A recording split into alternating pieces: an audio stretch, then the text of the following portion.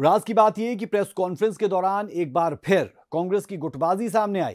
दरअसल चंडीगढ़ में कांग्रेस की प्रेस कॉन्फ्रेंस में अरसे बाद मंच पर नेता प्रतिपक्ष भूपेंद्र सिंह हुड्डा और चौधरी बीरेंद्र सिंह एक साथ मंच पर बैठे नजर आए।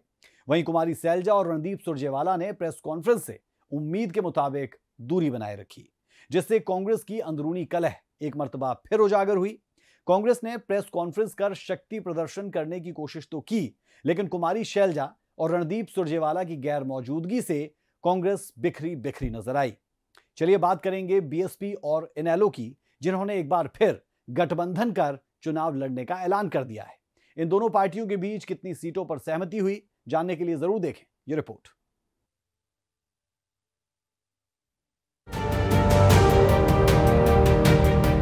हरियाणा में विधानसभा चुनाव होने वाला है। इससे पहले सियासी गलियों में अलग अलग तरह की चर्चाएं हो रही हैं। इसी बीच इंडियन नेशनल लोकदल के प्रधान सचिव अभय चौटाला ने बड़ा ऐलान किया है, जिसमें उन्होंने बीएसपी के साथ चुनाव लड़ने की बात कही।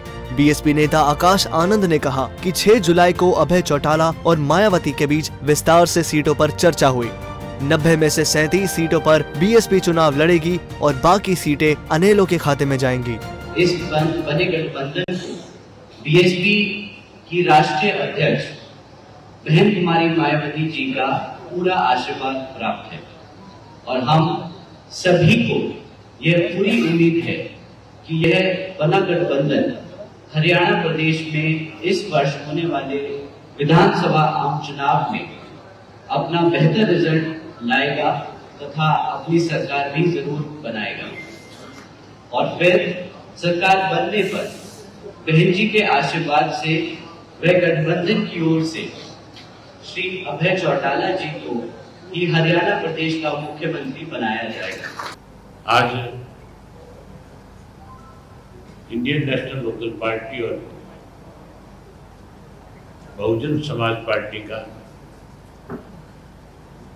हमारा एक राजनीतिक समझौता हुआ है, एक गठबंधन बना है और ये गठबंधन जो है कोई स्वार्थ का नहीं है।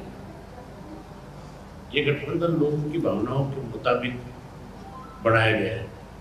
तो हमने हरियाणा के अंदर आपस में मिलकर के विधानसभा का चुनाव लड़ने का फैसला लिया। हमने आपस में ये फैसला किया कि न केवल बहुजन समाज पार्टी और इंडियन नेशनल लोकदल पार्टी दोनों मिलकर के विधानसभा का चुनाव लड़े, बल्कि और अन्य जो हरियाणा के अंदर जिन्होंने अपने अपने राजनीतिक दल बना रखे हैं, जो भाजपा और कांग्रेस दोनों के अगेंस्ट है, दोनों के खिलाफ है, हम उन लोगों को भी अपने साथ लेकर के एक फ्रंट खड़ा करेंगे। प्रेस कॉन्फ्रेंस के बाद आकाश आनंद ने मीडिया से भी बात की और हरियाणा में अच्छी सीटें हासिल करने के साथ ही प्रदेश में गठबंधन की सरकार बनने का दावा किया। तीनों ने सत्ता चलाई है, सरकार चलाई है काफी लंबे समय तक, और अगर आप गांव-गांव में घूमेंगे और लोगों से बातचीत करेंगे तो आपको मालूम होगा कि किस तरह यहाँ पे लोगों में कितना गुस्सा और कितना आक्रोश है, कि किस तरह उनकी बातें नहीं सुनी गई, किस तरह उनके लिए काम नहीं किया गया। जैसा चौटाला जी ने बताया, अभय चौटाला जी ने बताया है कि यहाँ पे सरकारों में कितनी कमियां रही हैं, तो उन्हीं मुद्दों को लेके हमें लगता है कि गठबंधन की सरकार यहाँ पर बहुत अच्छा रिजल्ट दे पाएगी। फैमिलीज का एक रिश्ता होता है, जो राजनीतिक दलों का एक रिश्ता होता है।